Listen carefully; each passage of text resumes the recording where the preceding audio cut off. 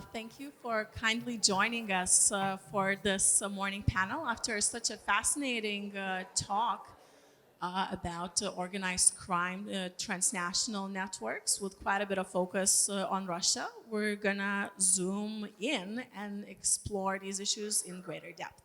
My name is Eglė Murauskaitė. I'm the senior non-resident fellow at the ICONS project, University of Maryland, and I've been working with gray zone threats of all sorts probably since about 2015. There's been a great deal of interest in the United States in helping the partner countries understand better, the threat and how it could be addressed jointly, in sharing that understanding across the Atlantic. And there's been a lot of learning on both sides, most definitely, with a growing number of countries getting involved, and increasingly sophisticated strategies being employed to analyze and also counter gray zone threats by actors as diverse as Russia or China, as well as non-state actors. So in this panel, what we're going to do is we're going to start with brief presentations by our very eloquent speakers here. And then we're going to have a little more in-depth discussion internally before opening the floor to any questions from you guys. So joining me today to start the panel, we'll have Šarūnas Liekis and Viktorija Rusinaitė from the Vilnius Institute of Political Analysis. They will start with a presentation about the strategic narratives common surrounding coming from Russia. Then the floor will be given to Dima Adamsky from Israel's Lauder School of Government and Diplomacy at IDC Herzliya. And he will be talking about the more military state level aspect of it. We will continue with Marius Laurinavičius from, again, the Vilnius Institute of Political Analysis, the senior expert and a prominent commentator on Russia threats of all sorts. And he'll be talking about the business aspect of Russian state employing these tactics through the private sector, extending the tentacles of influence through that branch. We will continue with Anastasia Kirilenko, an independent investigative reporter joining us here today. She'll be talking about organized crime, and it will be interesting to see, how much that echoes or perhaps contradicts the presentation we've heard this morning. And then finally, we'll go with Nathalie Vogel, the senior fellow with the Kremlin Watch in Germany. And she'll be closing the first opening remarks to talk about the political type of influence that Russia is able to extend across Europe. So I think we're in for a real treat of bright analytical minds and fresh insights. So brace yourselves. We'll try to keep everyone strictly to 10 minutes. And I'll give the floor hereby to Viktorija and Šarūnas.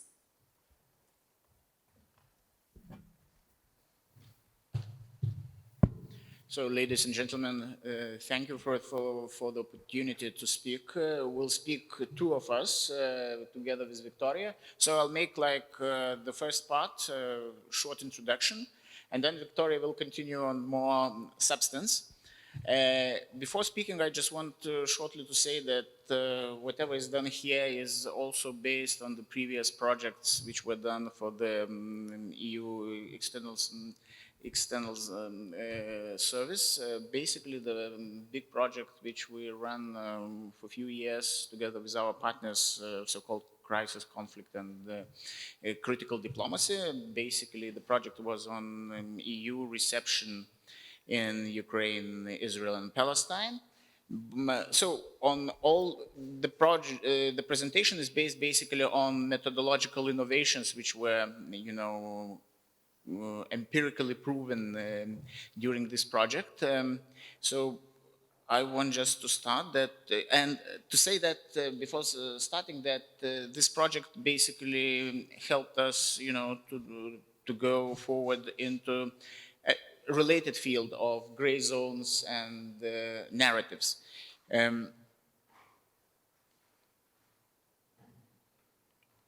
machine is not working.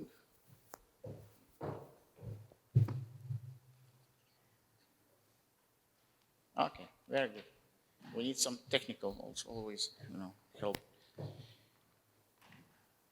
So basically, what is new for Lithuania? Lithuania usually, when they and in all East Central Europe, narratives usually is history. So usually historical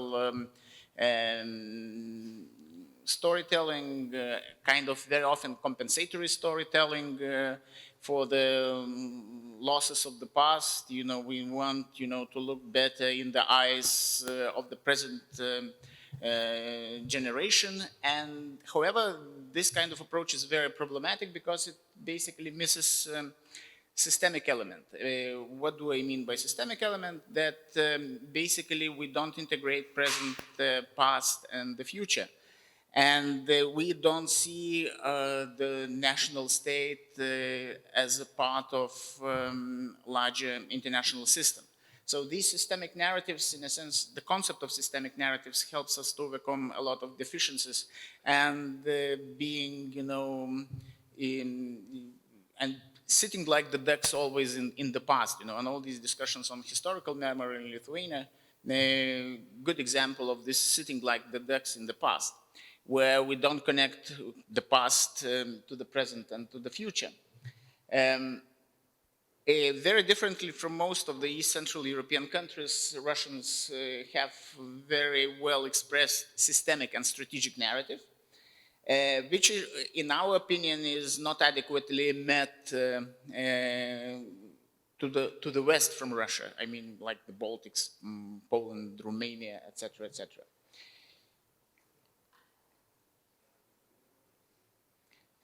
Systemic narratives, just a little bit of additional explanation. Basically, they are closely related to identity, policy, and persuasion. However, the main issue that identity, whatever identity we try to project from the past into the future, is closely related to the new realities. And basically, whenever we clinch to the past and we don't interpret it critically, or we look at identity as not changing, and identity policies as well not being able to change because of all kinds of influences. Contemporary, the world is changing, new technologies are coming forward. So usually this immediately creates, in this standoff with systemic narratives, creates a lot of problems for the local politicians, academic establishment, even the state authorities. And very often all these stratcom type of efforts, to counter propaganda, etc., very often they are fruitless. So shortly here on the Russian systemic narrative, basically, not to repeat whatever is written here, I just want to stress that basically the worldview is they see themselves as a kind of in an exclusivist light. The universal international law and democracy, which we perceive a kind of universal tool for solving the crisis issue, different issues, and operating in this modern world, this doesn't apply in the Russian systemic narrative. The Russian model of plural civilizations basically undermines the possibility of a shared normative basis for institutions.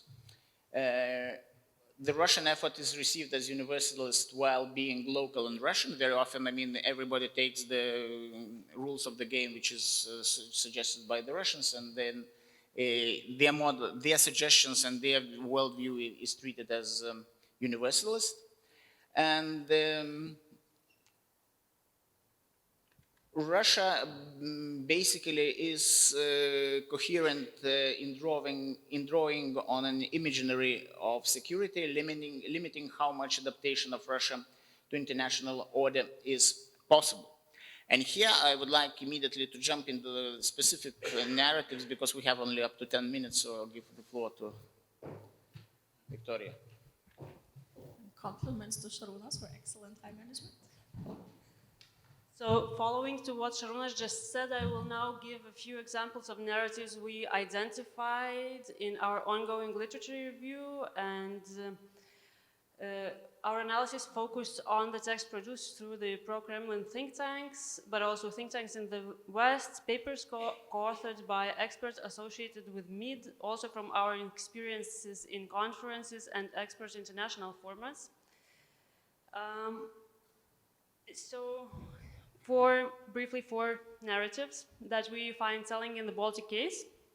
I will look, as Šarūnas said, into identity narratives, so how those narratives portray Russia, and then system narratives, meaning how those narratives portray international system. And then sometimes I will look into issue or problem narratives, so into narratives that are directed to pushing or solving some of the problems in international relations. So we understand those narratives as multi-layered packs of information and events that seem to form one storyline in order to promote some change in international policy. So first of the narratives is a Russian influence zone narrative that states that historically Baltic states, Ukraine and Belarus, but also other countries in Eastern Europe are Russian influence zone. This is reiterated through different reports and articles claiming that, for example, in the 90s, NATO tricked Russia in believing that no NATO expansion will take place on the Baltic soil, and then NATO broke this promise by accessing Baltic states. So such narrative establishes Russia as a superpower, which sovereignty transcends the sovereignty of the smaller states. In this case, Baltic states. International order in this narrative is portrayed as predefined by the agreements between superpowers and not taking into account, again, the sovereignty of the smaller states. And aim of such narratives is legitimizing interference and military activities, but it's also problematic because it raises doubts about the transparency of NATO. For example, forces us into thinking that if really these talks were going on that overstep the sovereignty of Baltic states. And unfortunately, this idea also resonates with Molotov-Ribbentrop Pact and might deprecate the trustworthiness of NATO and other multilateral formats, not only in the Baltic states, but now especially in Ukraine. The other narrative is that US or the West destabilizes the region, including European and Eastern European security frameworks. Yes. So international system is portrayed in this narrative as aggressive towards Russia, which only, of course, seeks peace in Europe, and it furthers Russia's goals, but also diminishes trust in NATO and encourages doubts about US motives in Europe and supports Russian need for dialogue mantra. The third narrative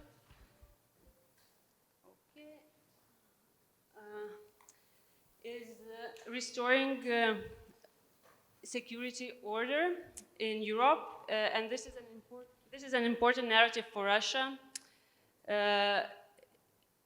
It includes all the treaties, INF, Conventional Arms Control Treaty, also Russian NATO Founding Act, etc., that were already violated by Russia, but in this narrative we see that experts are asking of restoration of security orders based on those treaties. But the question is, if you already broke those treaties with Crimea, why would you ask such a thing? So this helps to portray Russia as a constructive power in the European security framework, and states that international system is currently in out-of-control militarization states, which are driven by unconscious fears that are often coming from the Baltic states, but also Ukraine, and this also includes narratives of Russophobia. So the political issue of this narrative is European dialogue. And I think we'll have to be moving towards the concluding part. okay. So we'll be moving towards the concluding part. So concluding this, They discussed Russia's promoted system narratives are aimed at exclusion and instability of the place in international order of Ukraine, but also Baltic states and Belarus, and to the extension, to some extent also some other states in Eastern Europe. And within such imaginary of great powers competing with each other and undermining the interests of the smaller states, for instance, Baltic states or Ukraine, the sustainable discussion about the, based on European values, but also about the future of Europe is hard to imagine. So in this brief presentation, we propose a perspective to Russian strategic narratives from the territory marginalized by those narratives. And our perspective underlines the necessity to go beyond thinking in the terms of nation states and to aim to strengthen multilateral formats and to rethink cultural divisions in Europe and how these cultural divisions may hinder the development of international formats. Thank you. Great, thank you very much. I think that lays out a very insightful and concise big picture. And so now let's jump into the specifics. So I would like to ask Dima then to continue with the presentation about the more military aspects of Russian influence.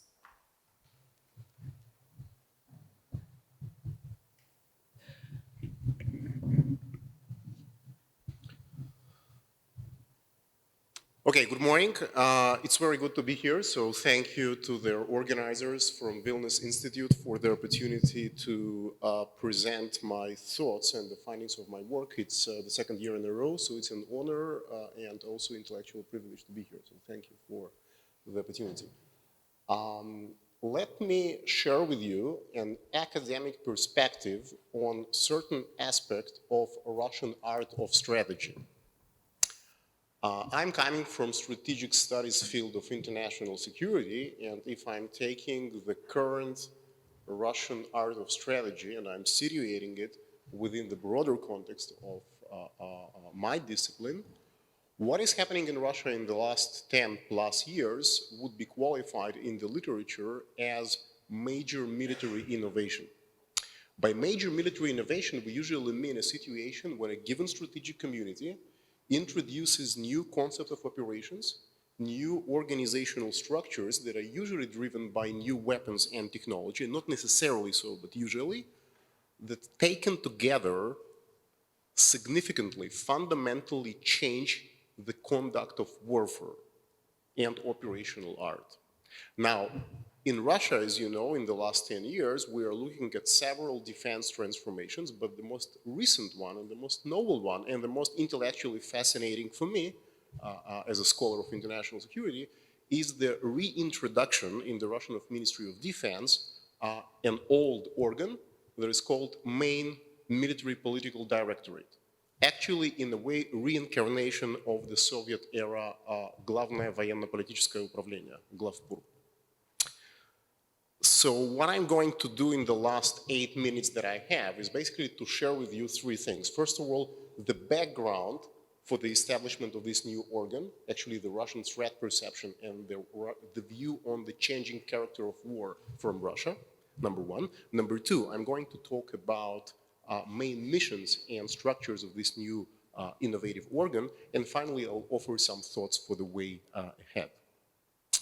So let me start from channeling a threat perception from Moscow. Actually, in a way, Viktorija and Šarūnas, this is the other dialectical part of your complex presentation. So if you are following the discourse within the Russian professional community, it's a discourse of a community at war. People in the Russian strategic community feel themselves under threat. Actually, they feel themselves as part of, or being part of strategic competition. And I'm citing them, they are on the receiving end of Western hybrid warfare. By speaking about hybrid warfare, they basically refer to some sort of cross-domain coercion which merges different forms of influence, military and non-military, specifically economic, diplomatic, and informational, that taken together are aimed to shape strategic behavior of the competitor, basically of Russian Federation, and to maneuver it, their competitor, into the desirable position. Within this general framework, by the way, which in Russian is not called hybrid warfare, the Russian term that basically describes the current character of war, and terminology changes all the time, but I think the more Russian, if you wish, term would be the new generation warfare, войны нового поколения. So within the new generation warfare narrative in Russian professional communities, the leitmotif, the key word is informational struggle. Actually, informational struggle, which is a combination of cognitive psychological and digital technological forms of influence combined into one program, which aims basically to shape a picture of reality of the other side. This form of influence is usually perceived as pre-stage or the stage of activity that is preceding kinetic forms of activity, although it can also accompany kinetic forms of activity, aims to impose one's strategic will on the other side. Actually, it aims to generate protest potential from within and to produce a managed chaos from within the state, which will eventually enable the initiator of this managed chaos to maneuver the victim state into a desirable position. The main aims of informational struggle basically would be to delegitimize the regime to the point that population decides to change the regime. It's about, and again, I'm channeling to you threat perception from Moscow, it's about distorting the picture of reality from strategic up to tactical level. It's about decoupling between the government, the population, and the armed forces, and especially within the armed forces, it actually relates to the set of activities that aim to demoralize, demotivate, and eventually to decompose, разложить, decompose their armed forces. In this particular case, the armed forces of the Russian Federation. The end result of informational struggle aimed against the armed forces and against the population of the victim state is basically to neutralize capacity of the victim state to resist both the will and the capability. And again, as I said, it can be employed as a supplement or even as a substitute for kinetic forms of activity. For this very reason, it is considered to be critical in a sense that if done successfully, it basically saves the necessity to employ kinetic force. That's the background as far as their perception of the character of war and the Russian threat perception is concerned. Now, this new organ, the main military political directorate of the Ministry of Defense, is actually their organizational expression of informational struggle concept of operations. It was introduced in 2018 in August, so we're basically looking at 1 year of since the establishment, and it aims to serve as some sort of cordon sanitaire defending the forces and the population of the Russian Federation from strategic decomposition and from moral psychological suppression. Its missions, and let me take you briefly through the official missions of this new organ, include counter-propagandistic work within the military to protect the servicemen from negative moral psychological influence. It's a religious patriotic work to cultivate sense of mission, motivation, and readiness to sacrifice and to take battlefield risks. It also aims to estimate their state of military psychological and also patriotic state of the servicemen. It also screens and neutralizes unreliable elements within the military, and it aims to prevent the negative deviant behavior among the troops. And finally, and very importantly, it also aims to ensure domestic support for the government corps and also for military operations. That's the main missions. As far as the structure is concerned, we're actually looking at a very innovative organization in the form, in their course of formatting. So we're looking at several thousand people, servicemen and civilian personnel across the Russian armed forces. Interestingly enough, it's an organ that comprises of 3 elements: political officers, military psychologists, and military clergy. Russian Orthodox priests mainly became, together with certain Buddhist lamas and even mullahs and one rabbi, a part of the so-called military clergy corps, which were introduced in 2019. So military clerics, mainly again priests from the Russian Orthodox Church, are part of this directorate. when we are looking at the concept of operation of this new organ, which can be easily illustrated in military exercises from the last year, we actually we observe all these three elements: political officers, military psychologists, and military clerics on the front lines. Their main tactical missions and their main tactical aims are to produce moral, psychological, patriotic support to the troop towards the battle, on the battlefield, and also after the battle. In fact, they are minimizing their professional obstacle of many military commanders known as pre-combat anxiety, battlefield stress, and also post-traumatic disorder, the so-called psychogenic injuries. Overall, and this is tremendously important for any military organization, but in this particular case we're looking at Russia, overall these efforts aim to enhance unit cohesion and overall combat effectiveness of their troops. So finally, if we're looking at the way ahead, how this new and innovative organ is going to find its place within the broader Russian strategic community, I would argue that the role of this organ is going to increase. I mean, the role of political officers, military psychologists, and especially of the military clergy is going to increase in Russia in the observable future. There is supporting evidence coming from the exercises aimed at military psychological maintenance of the troops. There are different organizational reforms in the military education institutions of the Russian armed forces aimed to train political officers and also military clerics. And also there is a wave of very interesting theoretical articles that are exploring the moral, psychological, religious component of strategic competition in the contemporary war. I will probably end here by just saying that, first of all, the establishment of this organ represents a clear continuity of Russian strategic culture and of Russian tradition of war.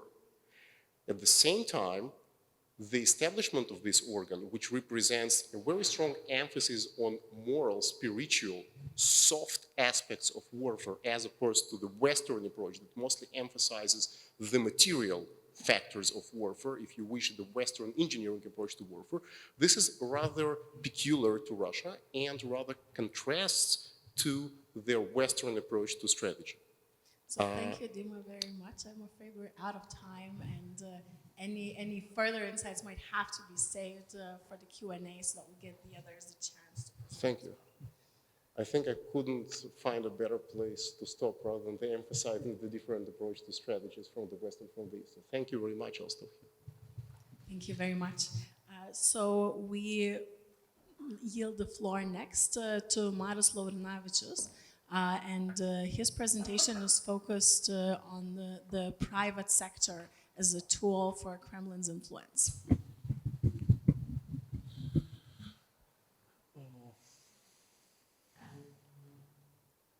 Will we have a presentation on the screen?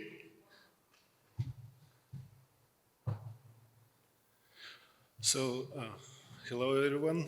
I will speak about the topic which, at least to my mind, is still not properly discussed in the West.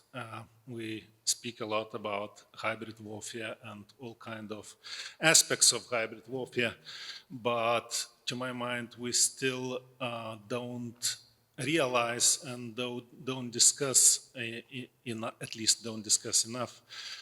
The one aspect of that is, which is business, because we still think that business with Russia is just business, and even our leaders very often encourage us to restore relations with Russia in order to get back to business. So what is business with Russia? So first of all, we should realize that Russia itself, or at least some officials, high-ranking officials in Russia, admit that corruption or kleptocracy and business as a part of it is a tool of foreign policy. This is a quote. It's not invented by me. It's a quote from Mr. Karaganov when he says that they seek to buy the elites of neighboring countries with money that was then stolen, likely together. So this is how they understand their foreign policy. The next thing, quite a well-known case of Mr. Deripaska, when recently got a permit to make business again in the United States. And the guy who was behind that is Greg Baker, a member of British House of Lords, but at the same time, he is the chairman of the company of Mr. Deripaska. So this is how they buy this influence in the West. This is how they getting these people, high-ranking foreign officials, I mean Western officials, into their boards of directors of different companies, and then they are serving Russian interests, not only personal interest of these people, but Russian interest. And one issue which is very important to understand, that Mr. Deripaska, he has long struggled to obtain even visa to enter US because of his alleged connections to mafia, and these connections were mentioned also by Mr. Grinder just recently. The other very well-known case, Russian meddling in United States elections, and this is about Russian investment in Western countries, which is still seen as a good thing. So one of this investment is investment into US company called American Etan. And this company was even praised by President Trump for his very good business achievements and connections with China, not only with Russia. So the guy who is behind the company is the same guy who financed Mrs. Maria Butina, which was heavily involved in Russian meddling in US elections. The next case in the neighboring country, in Latvia, this is on top of these three pictures. You see, again, it's a quote. It's a quote from intercepted phone calls. So Ingūna Sudraba, Latvian politician in the middle, should become prime minister because Moscow thinks that she should be a good candidate. Not because she would be a good candidate for Latvia, but because Moscow thinks that she would be a good candidate. This is a quote from the guy on the left. He is an oligarch in Latvia, not Russian oligarch. He's an oligarch in Latvia. But the thing is that he has very good business relations with the guy on the right. It's Dmitry Mazepin. And down from the pictures, you see the other quote from Russian alleged Russian strategic document, how to make influence on Latvia, and this Dmitry Mazepin is mentioned in this document. The other well-known case is about, it's Italian case, it's about financing of pro-Russian Lega party in Italy. Again, it's not just about some bribing some politicians, it's about business, because the scheme was as simple as that. They just offered to sell oil products to Italy with some kind of discount, and the discount will be given for the party in order to be elected during the European Parliament elections. So this is how business with Russia works. So this is very important to understand, that business in Russia is not just business, it's always about corruption, because Russia, not Russia, when I'm talking about Russia, it's always about current regime. Russia can be different, but we are talking about this mafia-type regime in Russia. So when we're talking about this mafia-type regime in Russia, the best quote we should always remember is from David Kramer, former United States Assistant Secretary of State for Democracy, Human Rights and Labor, and former head of Freedom House. So Russia, biggest exporter of Russia is not oil. Biggest export of Russia is not gas. Biggest export of Russia is corruption. So Russian business and Russian corruption always go along. This is, again, this is not, I just borrowed this from well-known research which was done by American colleagues, well-known Kremlin playbook. And here you see how they achieve these goals. They're just offering lucrative business deals to both to politicians, to businessmen of these countries, and then they can back the service of these people for Russian interests. And this is how kleptocracy as such works. I borrowed this free stage of kleptocracy or penetration of kleptocracy into the West from my colleague when I was working in Washington, D.C. in the Hudson Institute. So my colleague Oliver Bullough wrote quite a big paper on that. So this is three stages of penetration of kleptocracy into the West. So basically the first stage is they are transferring or sending their money to the West. The next stage is they are sending their families or mistresses or children to the West. And the third stage, according to Oliver Bullough, is when they are trying to whitewash their reputation. Again, Mr. Grinda this morning was telling about this. It's two types of laundering. One is money laundering, and the other is reputation laundering. So the third stage is reputation laundering. But what I need to add to that is that when it comes to Russian kleptocracy or Russian business, which always involves kleptocracy, we need to talk about the fourth stage, which is the strategic one.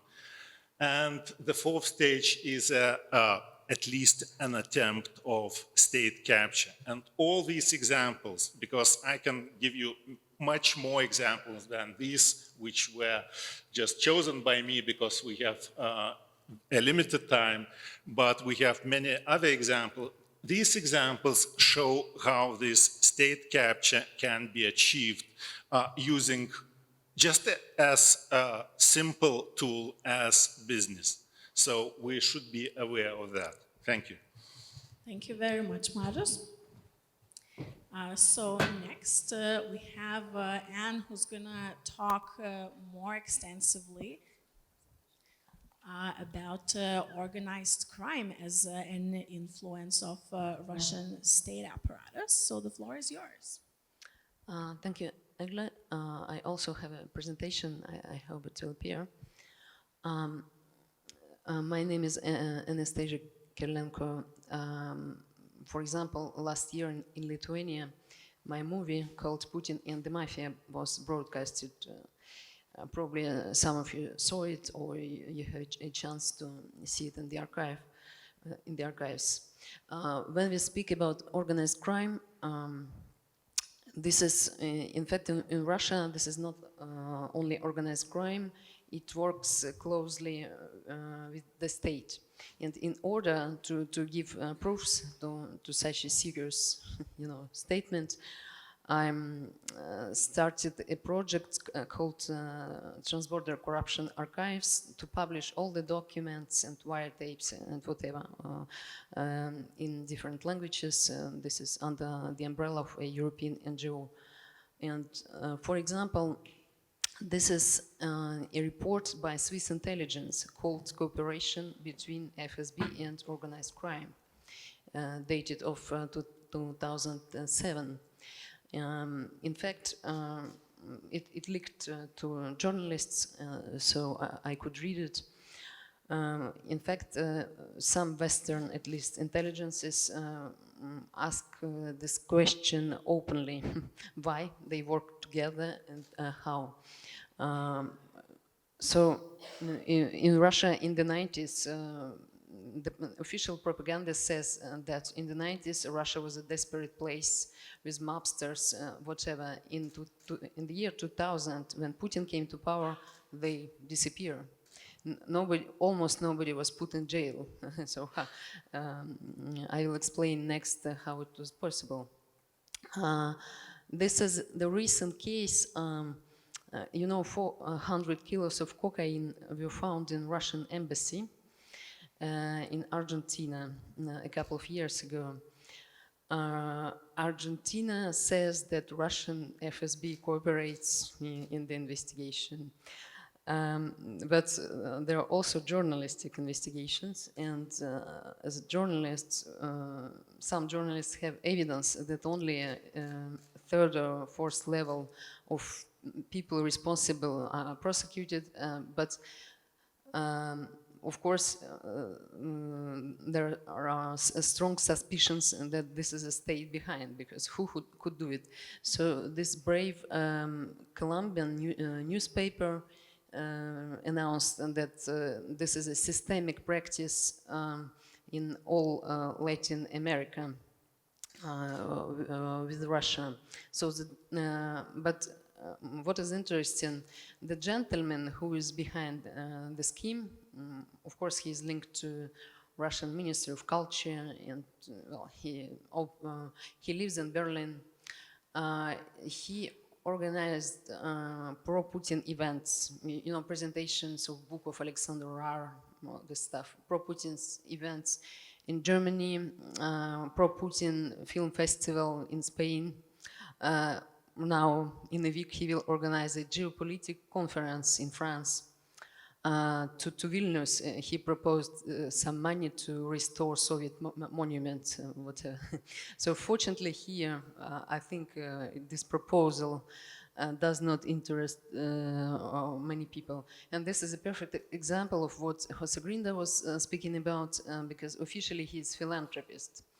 And he has coverage businesses. I will skip some slides just to tell you the most interesting.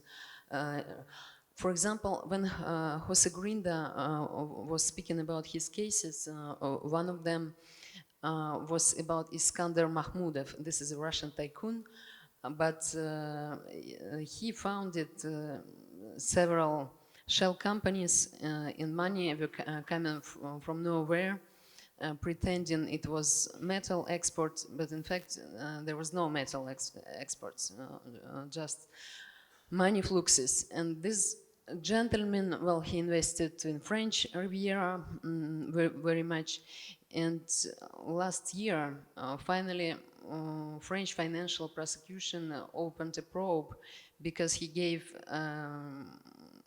something what looks very much like a bribe to Emmanuel Macron's assistant.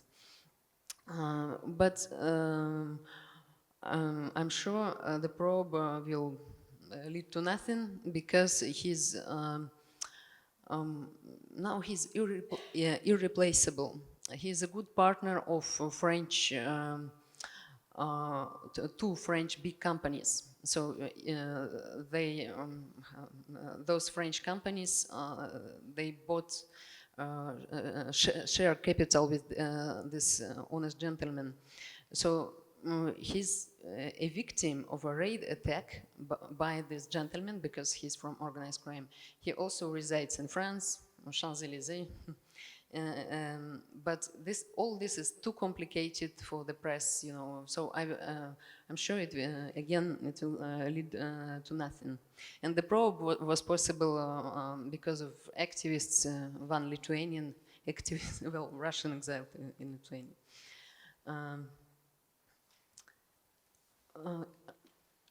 I mentioned in the beginning that there was my movie called Putin and the Mafia.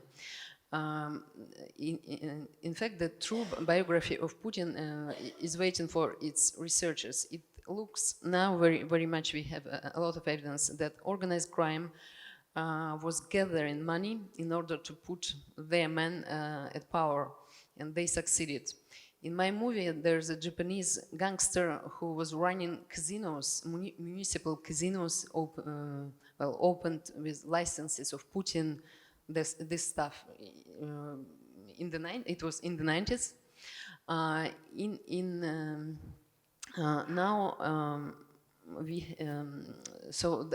Now the impression is they gather money in order to put their politicians in Europe, to influence Europe. In the United States, I think they succeeded very much. Russian mobsters, they liked Trump's casinos and Trump's real estate. Only officially they were 13 to invest and to live in Trump Towers, and the majority belongs to offshores.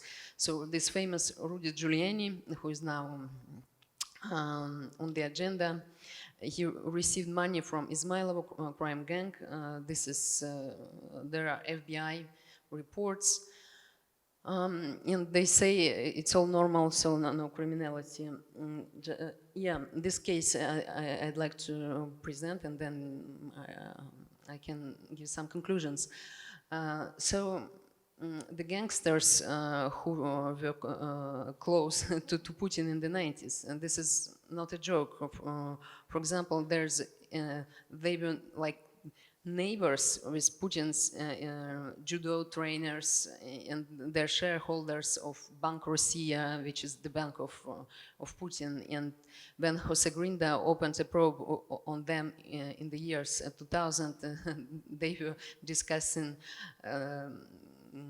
their ties with FSB. They were celebrating FSB Day, and they were Putin. They influenced nominations in the Russian government. But I'm even often asked them, but where's the criminality? Okay, in the 90s they were gangsters, and now what's happening? And now they stole 150 millions of euros, in rubles, but calculated in euros from the Russian budget. Under the pretext of good investments to Germany, to Eastern Germany, to shipyards, they did it. Angela Merkel shook hands with Dmitry Medvedev, Prime Minister, and guess what? The money disappeared in Luxembourg, and the shipyards were bankrupted, etc. And only Spain obtained evidence that it was the operation by a Russian mobster, because they had wiretapes on it. They were discussing how they will receive loans in Russia, and then basically to steal them, to pretend a company, external company in Luxembourg accidentally received the control. And there was a preliminary investigation in Germany, but it led to nothing. Only some journalists publish something. So basically, my main conclusion, I already said. Now we have an impression those FSB and organized crime, they try to put the politicians in Europe. Also economically, they became very important. This dirty money, and this is. Now it's even probably too late to react. Also, when there is a reaction, a probe or an article in response, there is an unbelievable pressure from the Russian state. Threats, defamation, etc., etc. In Lithuania, I'm happy that you did well.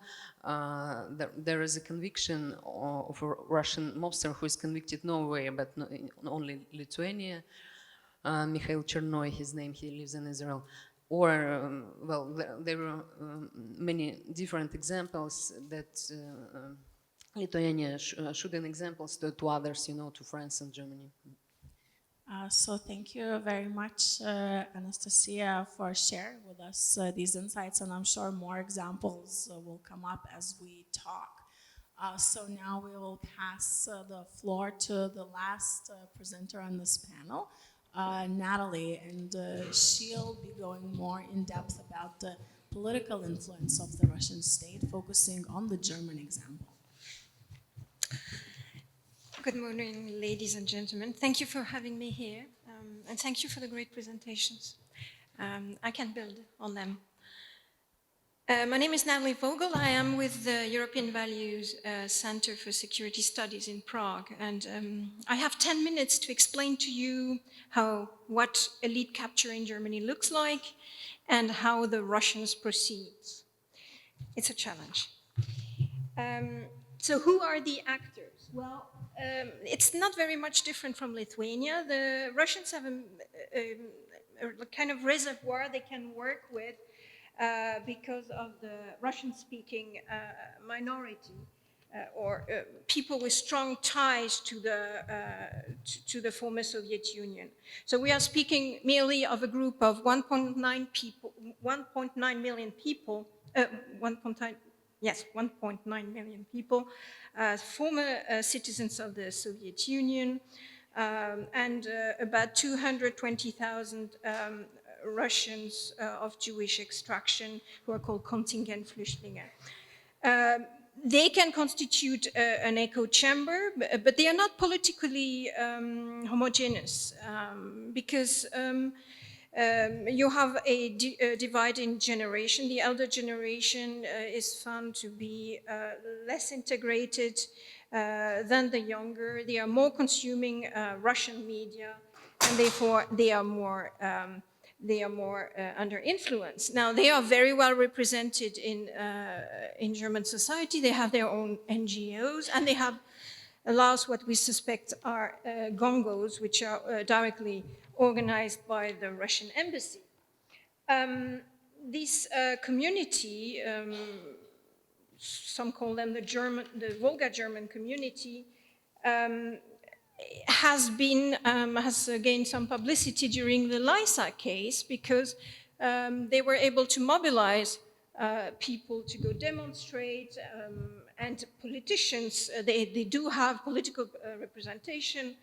Politicians were very vocal in pushing the disinformation about what was a fake crime by migrants. Currently, there are two cases that are raising attention. Two members of the German parliament of Russian extraction who are with the AfD, Anton Friese and Waldemar Hurd, who are extremely active in pushing the agenda of the Kremlin. Prior to that, there was a member of the parliament with the CDU, Helmut Zertig, and they were also members of the SPD representing Volga German interests. So, as you can see, they are organized, they are easy to mobilize, and the Russians do it. But the Russians don't only concentrate on Russian-speaking minorities, they also do outreach to other minorities. To give you an example, a very odd example, the Russian embassy has deployed incredible energy to try to seduce the Sorbs. Now, for you, the ones who don't know the Sorbs among you, this is a Slavic minority that has been living in Germany forever. They live along the Czech-Polish border. And the Russian embassy is organizing some type of flying circus for these people. They're flying to Russia, and they dine and wine, and they celebrate the great Slavic brotherhood at the cost of the Russian taxpayers, obviously. And those people, of course, are represented. They had a minister-president in the past who was very pro-Russian, Stanislav Tillich, who happened to be also a member of the German-Russian friendship group, and who is very, very active. He's against, of course, lifting the sanctions and pushing the agenda of the Kremlin. Now, view these target groups as not only being a tool for the implementation of influence operations, because they will go demonstrate and you will be able to mobilize them. But also they are a victim because they have been themselves a victim of influence operation because they are high consumers of Russian media and because skilled professionals have been working with them as a material, if you want, using the repertoire of modern technologies, including disinformation, hacking, deepfakes, doxing, to push the disinformation agenda, and they are on the receiving end. So they, of course, they are an interesting tool for the Kremlin. The second group I would like to address is the business community, finances, industry, people who actually put profit before national interest. Now, why do they do that? Well, because they risk strictly nothing in Germany. Anastasia has mentioned it. This is a consequence of the Schröderization of German society. There are some absolutely revolting things happening in Germany, and nobody seems to care. I like to quote the example of Marion Scheller. I'm spilling the beans here. Marion Scheller was head of division for energy security at the Ministry of the Economy, and she got an offer she couldn't refuse, and nowadays she's head of government relations with Nord Stream. So she quit the one job with the knowledge and the contacts and went directly to the other one. There is no regulation and no law preventing this, which is, in my sense, quite a scandal, but what can I say? So, of course, for Russian operatives and Russian intelligence, no need to cultivate those people because they perfectly know what they're doing. They read the assessments of their economic intelligence divisions. They know what they're doing. And to give you an idea of the extent of the blossoming relations lately and of the business climate, it's excellent. We hit the highest record of investments in the last decade, pardon, with 3.7 billion euro German investment in the Russian Federation. Sanctions, anyone? So this was the second group. The third group are the politicians. And of course, the politicians, they are interconnected with the second group because their welfare depends on the economic situation of their constituencies.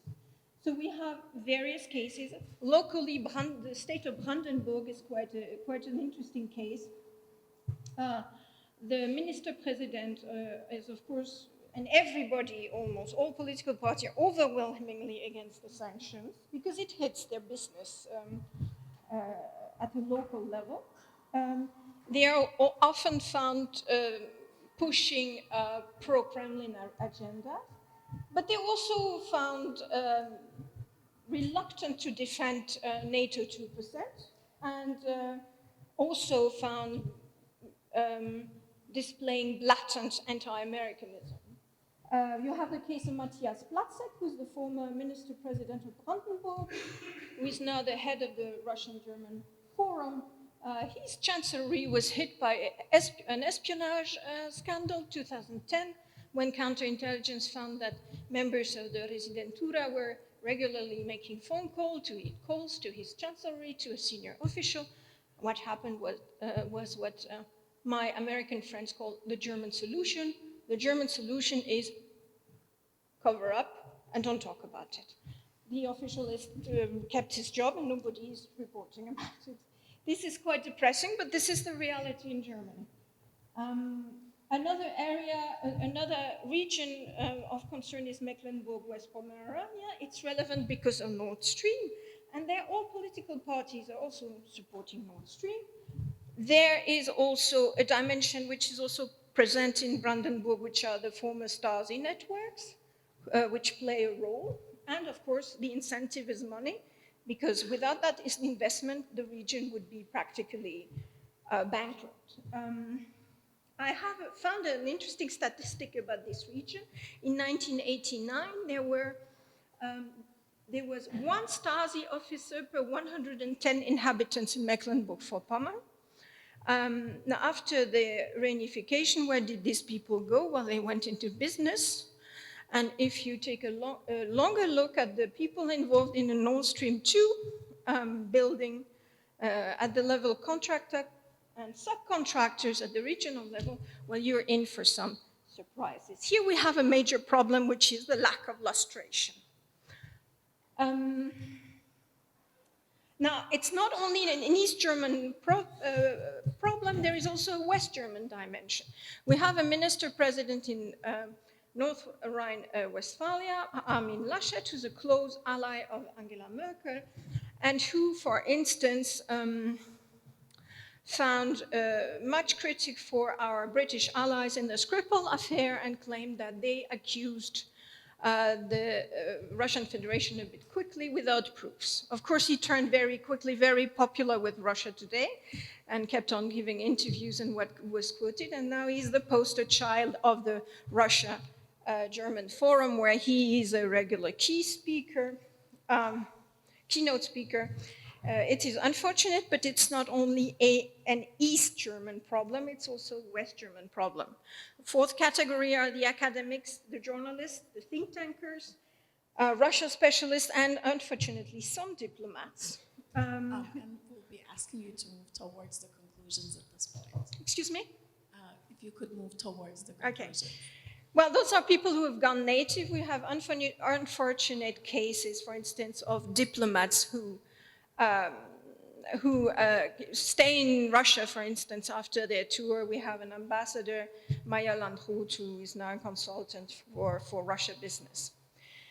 I could have given a typology as a conclusion, what makes those people eligible for elite capture. There are 8 categories, and that will be my conclusion. Of course, it's money, it's ideology, coercion, self-importance, excitement, disaffection and grudges, personal relations, and sex. Those are the categories in which you will find the most vocal elements of German society in favor of the Russian agenda. If you have questions on the Stasi, because that would have been the last part of my presentation, I am very happy to answer them. Thank you. Thank you. And so with this, we conclude the opening remarks, and I think there's definitely a lot of food for thought. We'll have a small internal panel discussion first before moving to the audience questions. And I think all of you have come up with just overwhelming amount of evidence of collusion between the Kremlin state officials, the leadership, the businessmen, and organized crime and state security structures. So the first question and any takers are welcome to answer. So who is it really the tail that's wagging the dog here? It seems like a bit of a classic principal agent problem when you start thinking about the extent of actual control that Kremlin can exert over this, and specific Kremlin officials. So would you be willing to sort of engage in a more nuanced commentary from the examples you gave, from the research you're doing? Sort of, organized crime has been, the gangs have been around for decades until they were clamped down. The authoritarian regimes were around for decades until they fell. And state security structure officials, have been in business with the businessmen, cultivating ties for years. So which might be the weakest link, and how much control, like direct control, might there really be possible to exert? Because all these parties have at some point colluding, but also at some point diverging interests.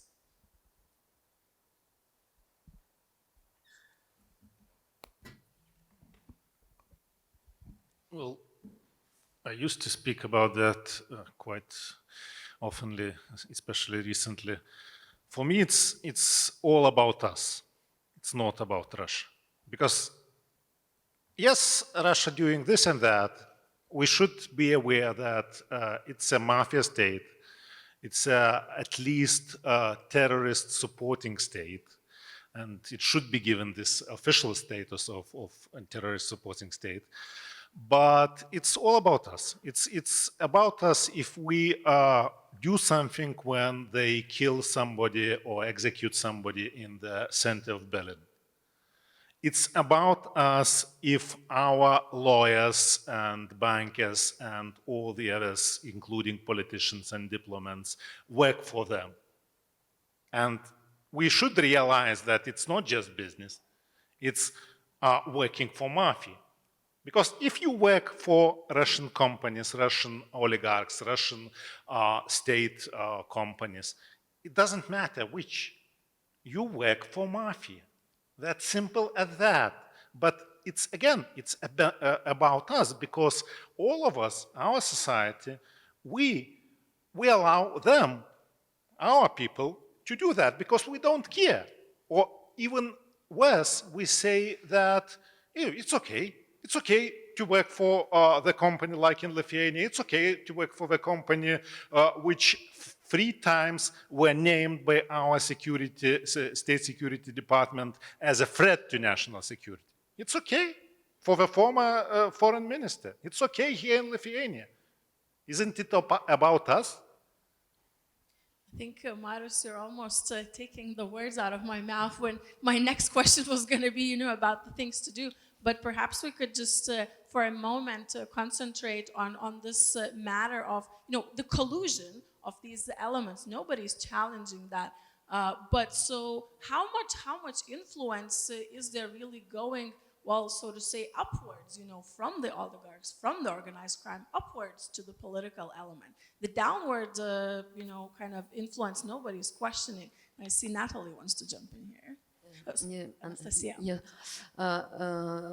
Just to add, what is important to understand now, I think Russian security services, they're of course more powerful, and they somehow control this organized crime. It was the idea from the very beginning. First, it's a big money. And it's always good to have this money. And philosophically, now there are enough evidence to say that this collusion started in the 30s in Russia because of Gulag. There were so many political prisoners that the administration started to work with criminals in order to control them. In this document I showed, it's described more in details. And in Soviet era, there was a black market, and they were like informants of KGB, these people. And then the free market started, and everybody worked together. I think Putin is serious when he speaks that about Russia was about to disintegrate in the 90s, and this union of gangsters and of security services is in fact the unique way to keep Russia together. With Chechnya, other separatist region. Probably it makes sense.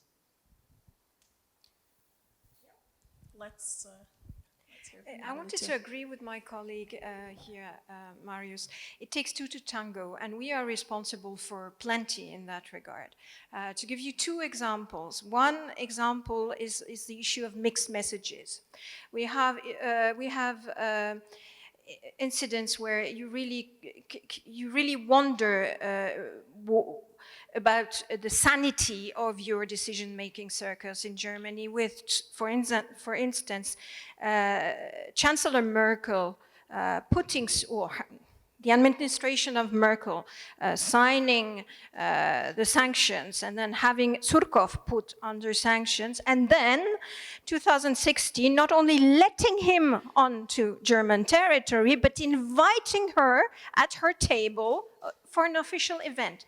Now, how disturbed is that? And to give you another example, also related to Stasi networks, Matthias Warnig, who's a prominent figure of Nord Stream and of Gazprom, is every year, in the first week of February, at the Munich Security Conference, even organizing side events, dining and wining with decision-making circles, German, but not only.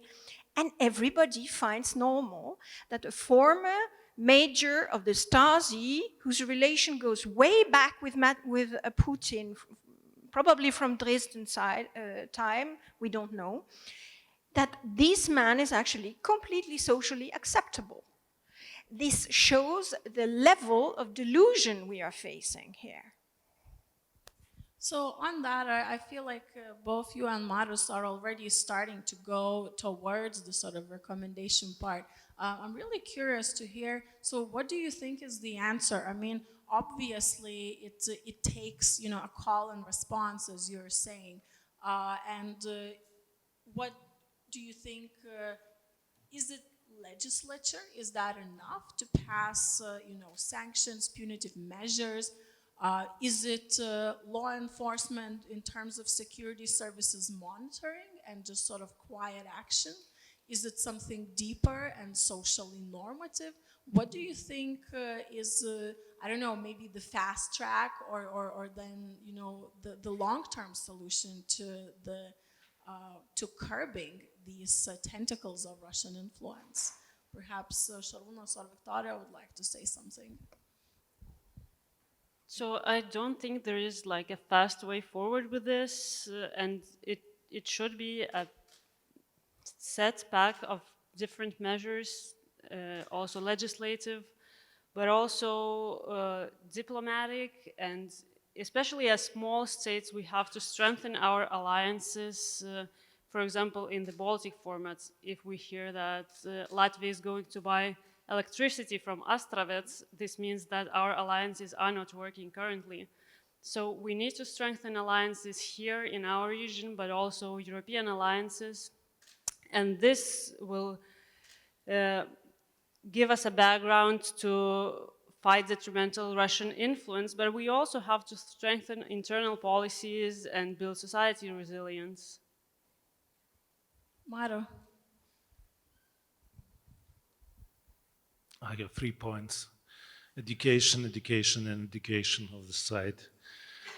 Because I really mean that.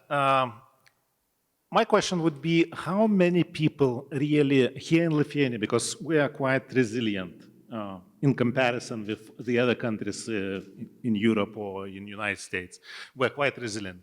But how many people in Lithuania really knows these facts Anastasia is talking about, I'm talking about, that this is a state or regime where FSB is working hand in hand with mafia? How many people in Lithuania realize that? Talking about business with Russia, talking about all kinds of relations. How many people know that Russia opened, this is a report from this international crisis group, that Russia deliberately opened borders for terrorists to go to join ISIS? This is a terrorist state.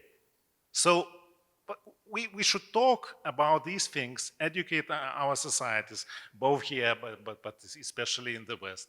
And then something will change, and we should name things by their own names.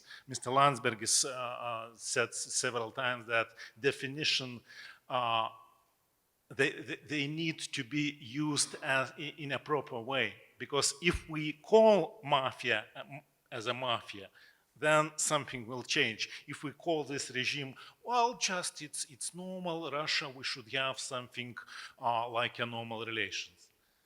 All right, thank you. Brief remarks from Šarūnas. Yeah, I think I would like to continue what Marius said, that basically the state has to invest a lot into thinking and imagination of its citizens. I mean, I think this is a kind of lacking element, and when we talk about narratives, we talk about system narratives. I mean, the state basically forsakes all this, and when you listen to Dima, for example, about this главное политическое управление, what kind of resources this state is throwing into this?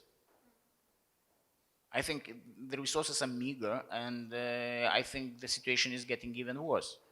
So I think the state has to take responsibility, the people have to take the responsibility, and always to understand that imagination becomes the function of reality. once you start imagining. But if you don't imagine, then it's a problem. I mean, Thank you. So I think we're almost out of time, but if we have a couple of people super keen to ask questions, I think we'll permit a couple of minutes over. So just raise your hand and we'll get a mic to you.